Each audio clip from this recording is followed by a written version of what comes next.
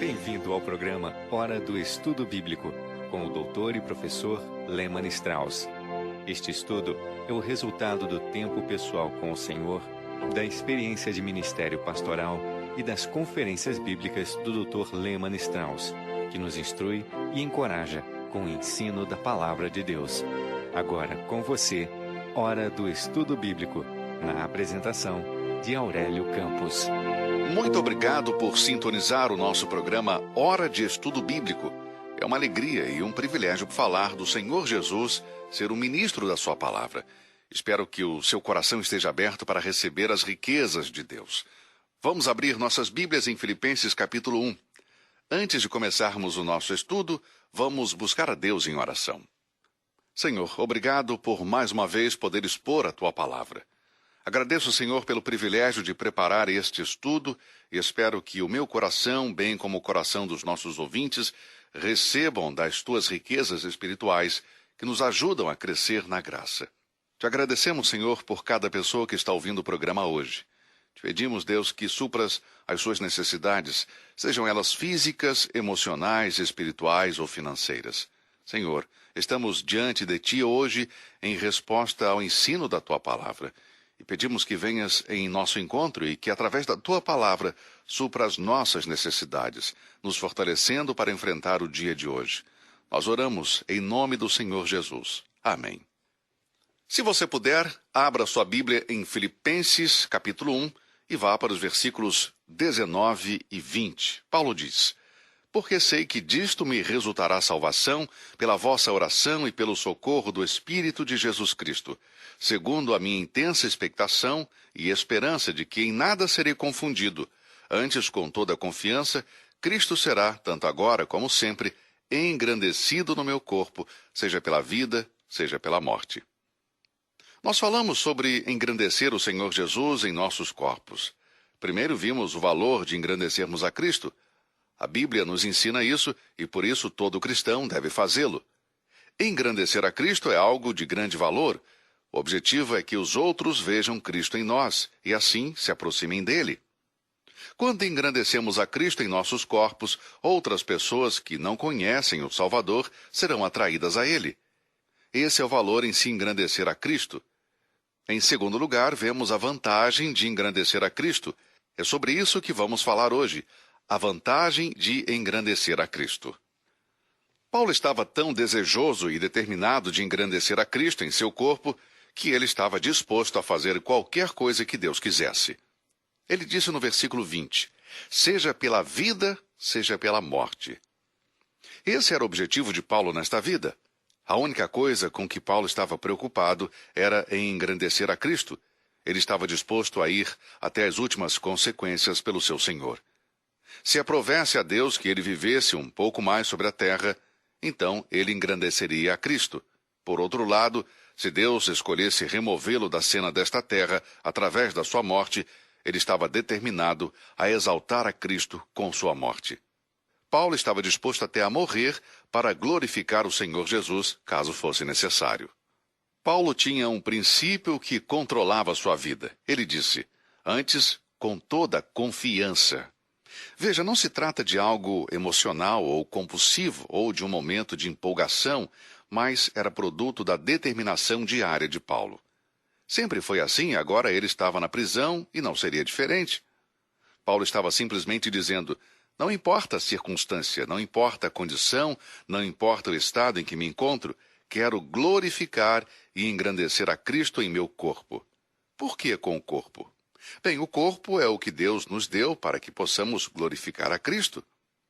Qual é a vantagem de tomar essa decisão? Paulo responde essa pergunta no versículo 21. Esse é um versículo muito citado, mas creio que não é compreendido pela maioria das pessoas que o citam. Paulo diz no versículo 21, porque para mim o viver é Cristo e o morrer é ganho. Para Paulo, Cristo era a verdadeira razão para viver. A pessoa que vive para Cristo tem tudo pelo que viver. Viver para o Senhor traz grandes vantagens. O que é a vida para você? Qual é o seu propósito de vida? Se formos honestos, teremos que admitir que vivemos para receber reconhecimento dos outros. Outros vivem para ficar ricos outros para o lazer, outros para aposentar-se com todo o conforto. Mas, sinceramente, viver assim não traz nenhuma vantagem, já que a morte traria uma grande desilusão. A vida vale a pena ser vivida quando vivemos para Cristo, porque só Ele pode dar significado e propósito à vida. O Dr. Roy Loring, a quem sempre respeitei como um bom professor da Bíblia, escreveu alguns livros interessantes e sugeriu que quando alguém remove as palavras Cristo e lucro deste verso, o que resta é: para mim, o viver é morrer. Bem, isso descreve um pouco a vida que alguns têm vivido, agradando e satisfazendo os desejos da carne. Para mim, o viver é morrer. Eles vivem para morrer, e eles vivem de uma forma egoísta. Não ganham nada ao viver. Para Paulo, a vida tinha apenas uma interpretação e um sentido. Ele vivia para Cristo. E para Paulo, a vida sem o Senhor Jesus não tinha propósito, não fazia nenhum sentido. Que ambição e aspiração para um filho de Deus poder dizer: para mim, o viver é Cristo. Eu quero que a minha vida inteira, do começo ao fim, seja para glorificar o Senhor Jesus. E o tempo que eu tenho para fazer isso é enquanto eu viver neste corpo. A minha oração hoje é: Deus, me ajude a engrandecer a Cristo através do meu corpo, seja pela vida ou pela morte. Amigo, aquele que vive para Cristo vai descobrir que o morrer é ganho.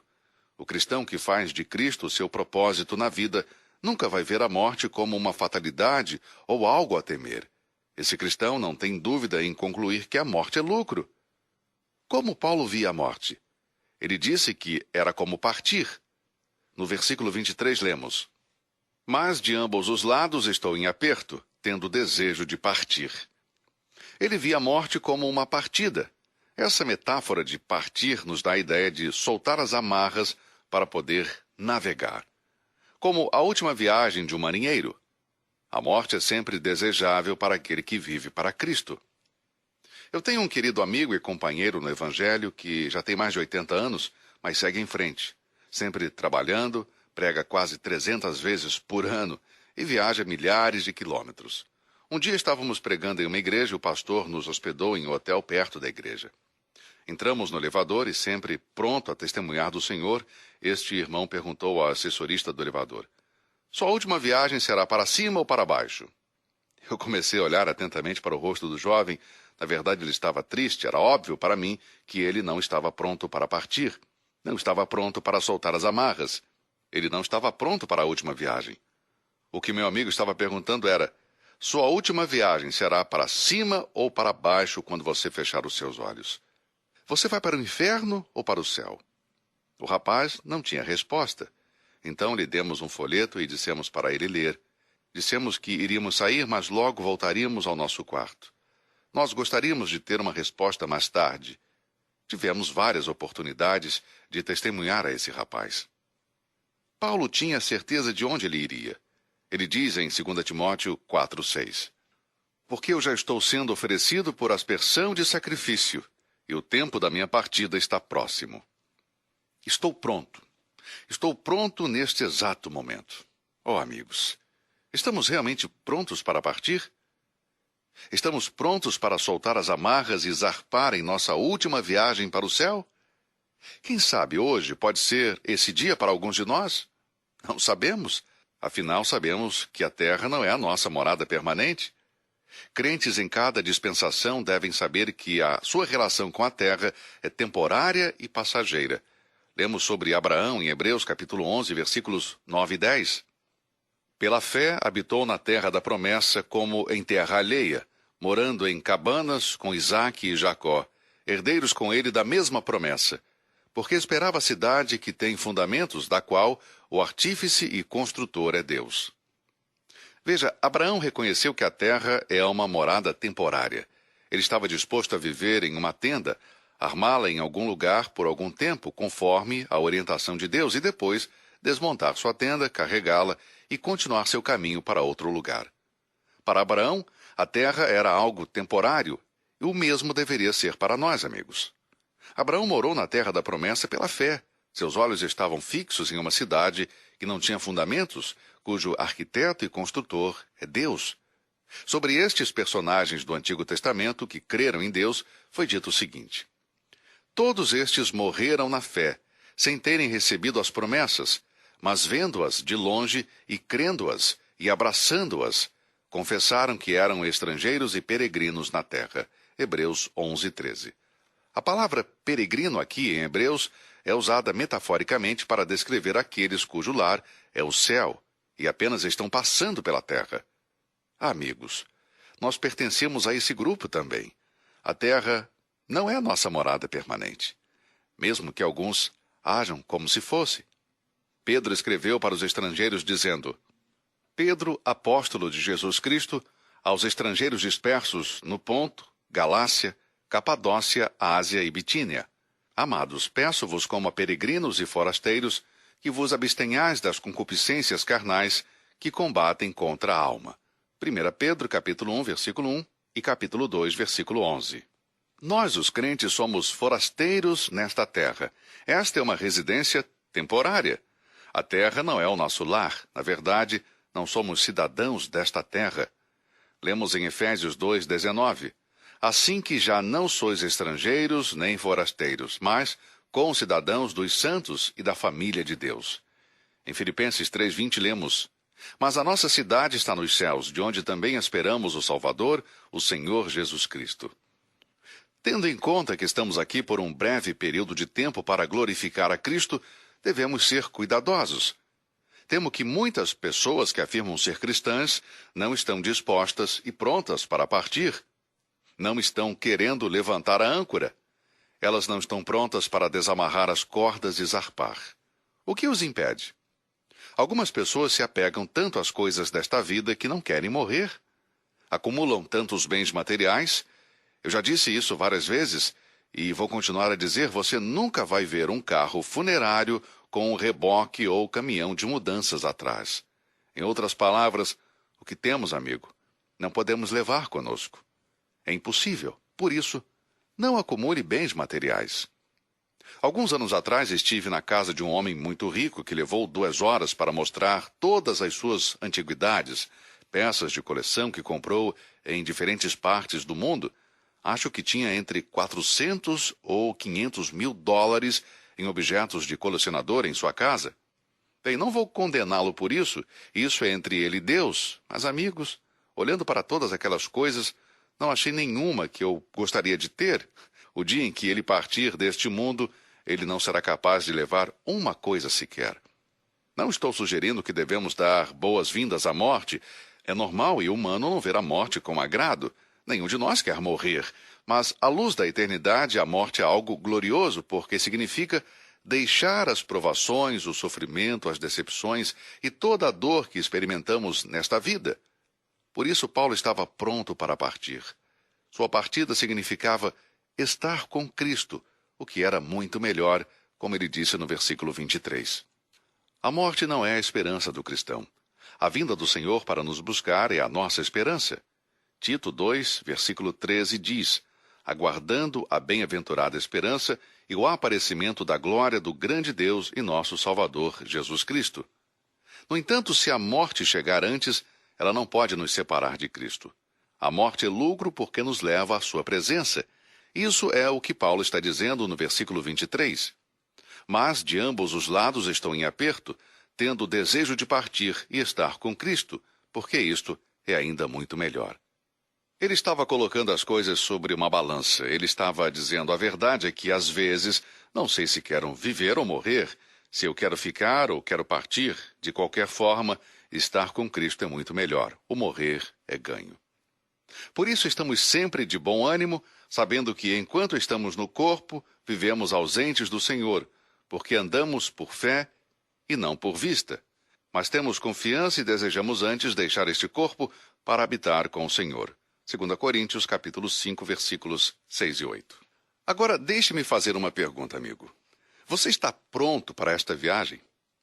Seja através do arrebatamento ou da morte, qualquer um dos dois pode acontecer a qualquer momento. Há 2 coisas que são iminentes. Uma é a morte e a outra é a vinda de Cristo. Iminente quer dizer que pode acontecer a qualquer momento. A qualquer momento você ou eu podemos morrer, A qualquer momento o Senhor pode vir. Isso significaria partir desta vida. E a pergunta é, você está pronto para isso? Para Paulo, partir não era uma tragédia. Não era uma fria partida para o desconhecido. Lembro-me de uma ocasião em que os jornais deram ampla cobertura do casamento do homem mais rico do mundo. Isso me fez pensar, qual a porcentagem de pessoas que afirmam ser salvas e são ricas têm o desejo de partir? Eu não vou especular sobre isso e também não estou julgando ninguém. Tenho muitos amigos que ganham muito dinheiro honestamente e creio que eles são muito generosos em apoiar o trabalho de Deus. O que eles fazem e o que eles têm é entre eles e Deus, não é problema meu. Tudo o que eu sei é o que está no meu coração. Eu quero viver essa vida para o Senhor, para que a minha morte seja lucro. Se eu morrer nos próximos segundos, eu morrerei com a certeza de que a morte é ganho. Alguém me perguntou, e quanto aos seus amigos aqui na Terra? Eles não valem nada? Como devemos olhar para os nossos entes queridos? Oh, amigos, creio que podemos encontrar a resposta para essa pergunta nos versículos seguintes. Parece que Paulo enfrentou um grande dilema. Ele disse, mas de ambos os lados estou em aperto, tendo o desejo de partir e estar com Cristo. Ele está dividido entre seus dois desejos. Por um lado, tinha o desejo de ministrar e ver os frutos do seu trabalho e da comunhão dos crentes, pois eles precisavam desse ministério. Paulo continua, mas julgo mais necessário, por amor de vós, ficar na carne. Em outras palavras, se o Senhor me deixar aqui, será para o vosso benefício. Por outro lado, este guerreiro de Cristo tinha o desejo de estar no céu. E por quê? Porque ele estaria com Jesus. Agora, ele não estava cansado da vida e de servir ao Senhor. Ele vivia para ver pessoas sendo salvas e crentes sendo fortalecidos na fé. Mas nem mesmo os melhores momentos da vida podem ser comparados aos primeiros momentos com Cristo. Quão rica será a comunhão com o Senhor naquele dia?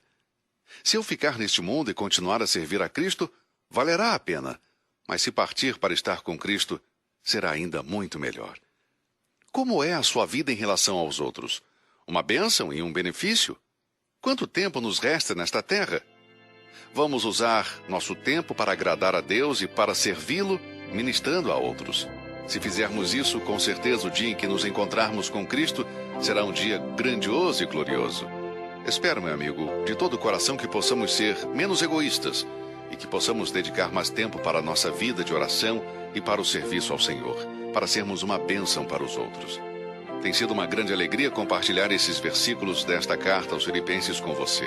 Em nosso próximo programa, estudaremos o versículo 27. Que Deus o abençoe e até lá. Você ouviu Hora do Estudo Bíblico com o professor e doutor Leman Strauss, na apresentação de Aurélio Campos. Se você deseja ouvir novamente esta mensagem, visite a nossa página na internet www.bbnradio.org. Fica o convite para você nos acompanhar amanhã, neste mesmo horário, aqui na BBN. Hora do Estudo Bíblico é uma produção da BBN.